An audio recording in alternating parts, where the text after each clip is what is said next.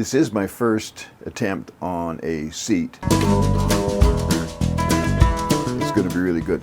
So I've cut out the pieces of the old seat cover. Just brought one from Thailand to Canada. I'll just make two the same.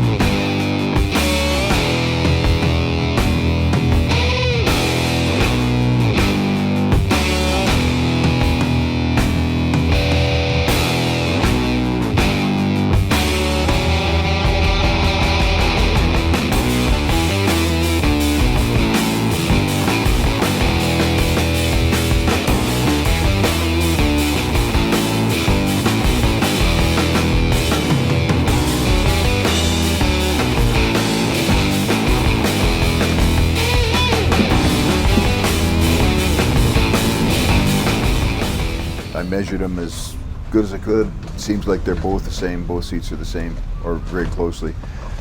And so brought one, cut it apart. Man, it is crispy, crunchy, like just brittle stuff. Dirty, filthy stuff from being in the sun for all these years, right? Now I had these seats done probably 10 years ago, I think.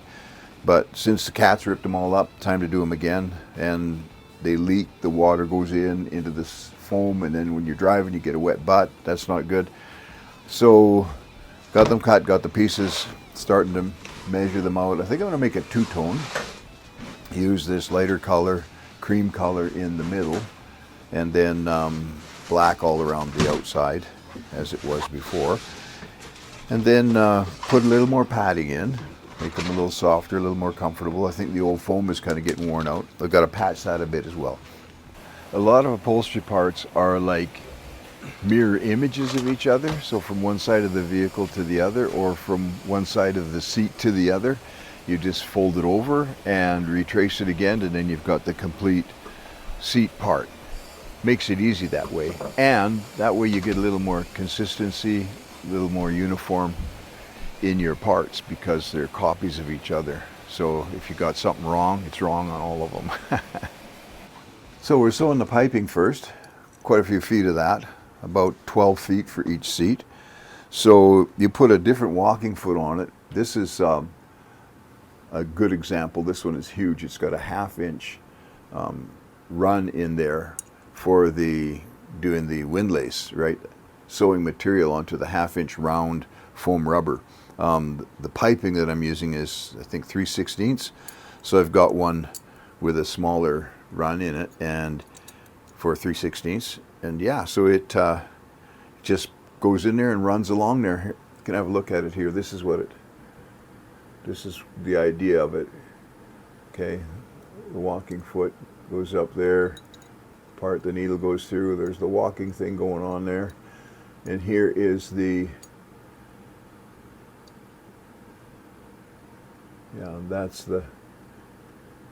that's where the foam, or in my case the piping, runs.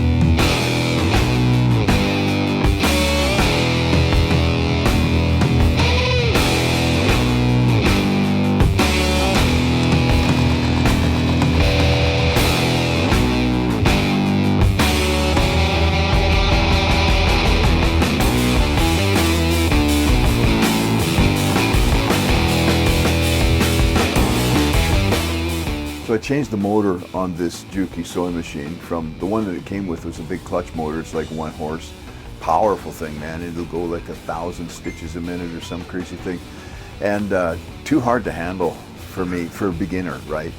And so I've changed it to a DC servo motor, which actually goes back and forth. You can not only set the speed range of the motor from say 100 to 1500 RPM, but it also has a rheostat or variable speed thing to hook to the pedal of the sewing machine so that you can go like really slow. And I find that really helpful when you're doing corner stops and starts and things like that. And I've changed up some parts on the machine and got it working, I think, really, really good. Took me a while to understand how the thing works. It seems so complicated in the beginning. There's just a lot of adjustments and so on. And in the manual, it gives you all the adjustments in points of a millimeter, you know, like you need feeler gauges and all that kind of stuff. Turns out you don't really. You just got to kind of pay attention and look at it and then try it. And if it doesn't work, adjust it a little bit. But yeah, it's not so scary after all. So I'm glad I've kind of got that under my belt and I can make this machine work and do a really good job. So I'm excited about getting these seats together. I'll sew them all together here, 2 sets, and throw them in my suitcase, take them back to Thailand next time I go, and put them on my Jeep. And it should not only look good but be functional. But the problem is I got to keep the cats out of the Jeep, and I don't know how to do that. You can't park the Jeep in the garage because the cats can get into the garage. So I put a tarp over it, but unless you like tie it down really good, they'll sneak up in there. I've had a cat have its babies in that Jeep and ruin the floor. They're such a nuisance, those things. They're just wild cats, right? And they run around all over the place. And then what happens is some nice soul in the building where we live feeds them, right? And so they all come around, and that's what they do. They just make a mess on everything. They've ripped up our motorbike seats. I've got my motorbike seat to redo as well. It's just a small thing, so that's easy. But yeah, it's just maddening, right?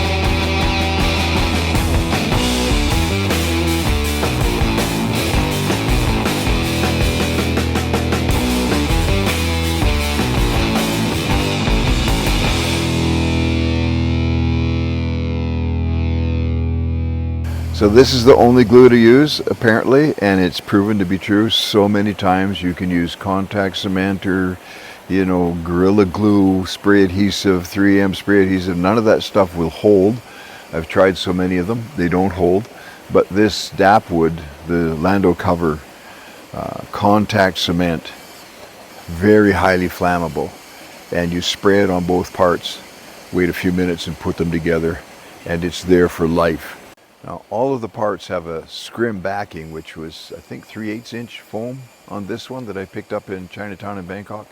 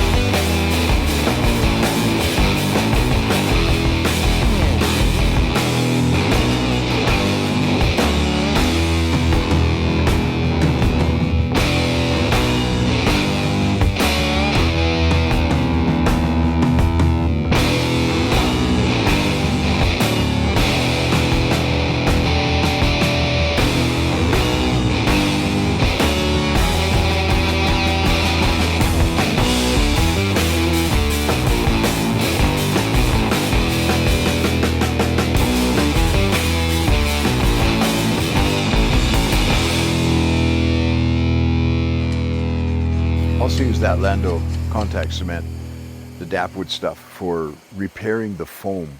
Now, this foam seats needed to be repaired, particularly on the side, you know, where people get in and out and kind of like slide across the little hump there, and the steel frame underneath breaks through the foam and causes it to separate, and then you can feel the steel right through there. So we just had to glue stuff back together and then put another layer of foam on top, trim that up, and it works really good.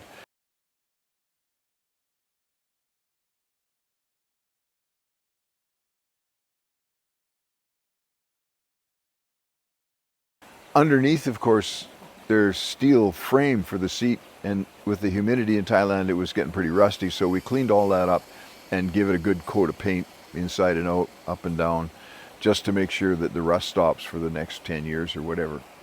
And then after that, I don't know, you're probably going to get new seats, because these ones are really old. They've been recovered a number of times, and they kind of getting to the point where it's at the end of their life. A lot of the mechanism underneath is kind of frazzled up and hard to work with and so on.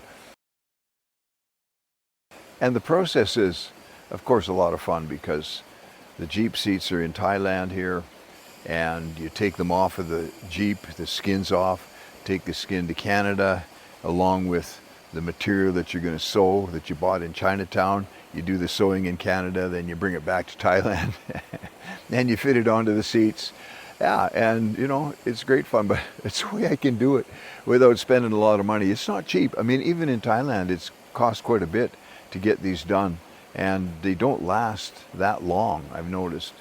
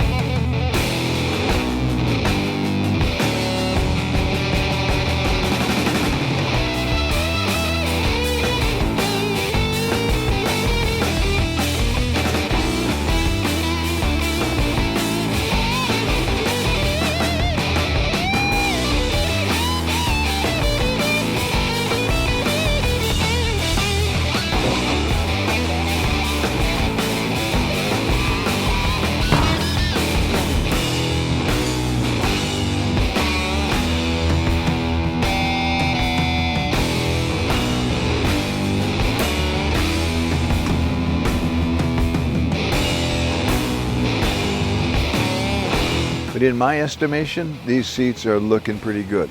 Are they comfortable?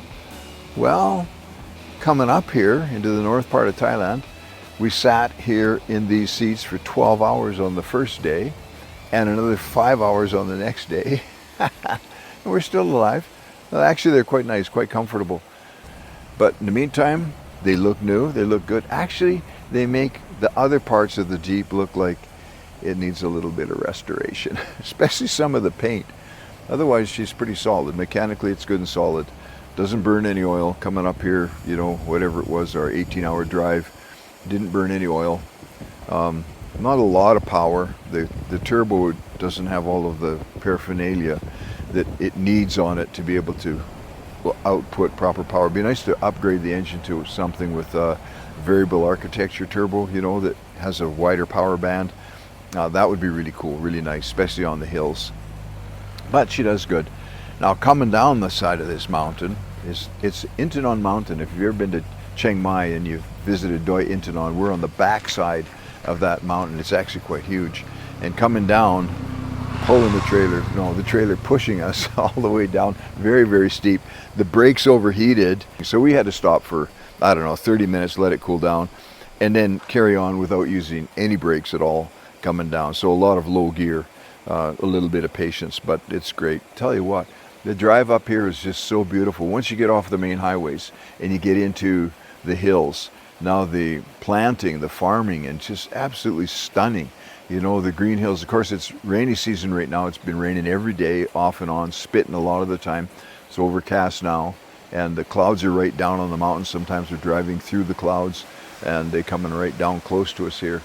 It really is beautiful, and because of all the green. But what's fascinating to me is the farms, the way these guys are farming these very, very steep side hills.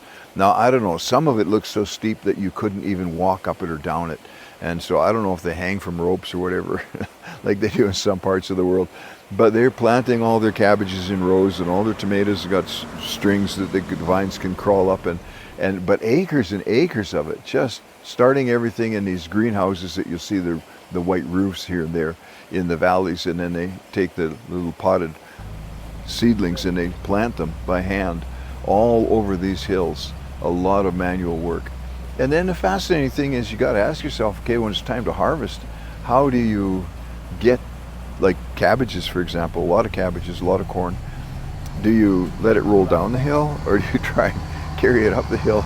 I don't know, it's going to be tough going either way. Some of the hills, there's nothing at the bottom, so you can't go down there. But another thing I found fascinating is the Toyota trucks now. And I did see one Isuzu truck, but the Toyotas are extremely popular. They've got a basic model pickup that's a four-wheel drive, and it has differential locks front and back. Isn't that fascinating?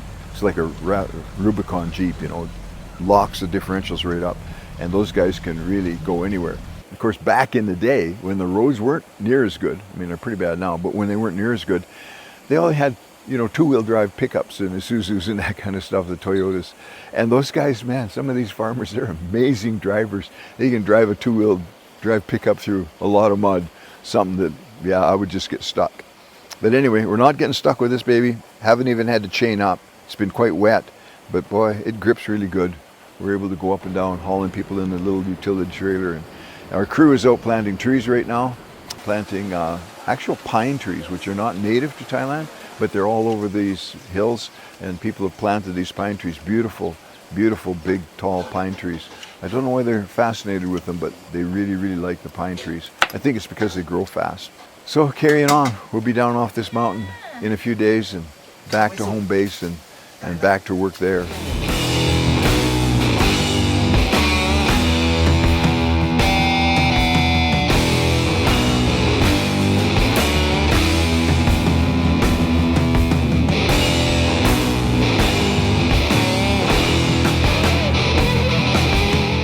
And one more thing, keeping this old girl running, it takes a lot of, I wouldn't say, well, to be honest with you, my wife would tell you that every time we go to the jungle with it, we come back and we got to do some repairs. Oftentimes we're doing repairs in the jungle, but it's never left me stranded.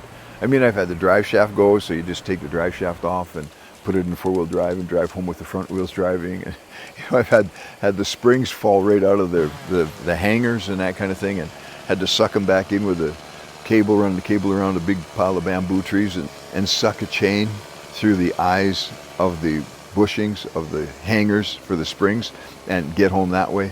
We've always been able to get home. And so, yeah, it's kind of fun. And then, you know, what needs to be improved on. Now, I just put a brand new winch on the front. I hauled it from Canada because the old one, I just could not get the brushes. I mean, it's just beat up anyway. We used it a lot. For moving big stuff. I went overboard though, 12,000 pound winch on this little Jeep, and the cable's quite a bit bigger. The old one's 3/8, this is 1/2-inch cable. Nobody needs 1/2-inch cable for a Willys Jeep. But anyway, we'll be able to pull anything. just tie it to a tree and we'll be good to go. So yeah,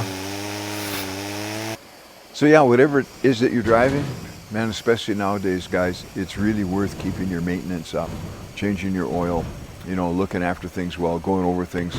It's great to just crawl under here once in a while and just check on everything, make sure something's not coming loose. You catch it before it breaks. It's really a big saving. And the issue is that if you don't enjoy maintenance, just buy some new whatever SUV, get a four-wheel drive if you want, and then take it to the service station or take it to the dealership all the time to get it serviced. But yeah, I would never let a dealership or any kind of a shop work on this Jeep because they're just clueless. It scares them, But if you're not scared of the machinery and the equipment that you drive, you'll do a good job of maintaining it.